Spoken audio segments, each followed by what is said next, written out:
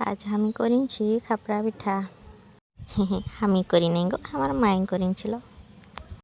एथा पानी के पूरा खद खद फुटाई कुन चुना दें दिले वार परे वाके भलो भावरे गुड़ाई दिली आर आटको लून पकाई दिली।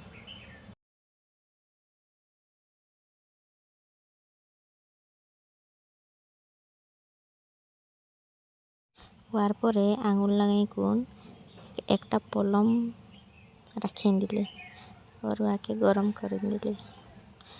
वार परे पिठा बनाते लगी पड़ली यार। ये देखो आंधरे गोल गोल खापरा पिठा तो गोल गोल ही होए।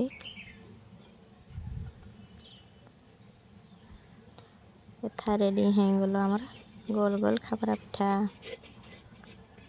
आसगो के खाबे खापरा पिठा हमार बहन के डाकिन दिली आगे छोटू मनु खाबी ना माछ झोल संगे खापरा पिठा। वो तो दौड़ी आसी कौन खाते लगी बोली जरे।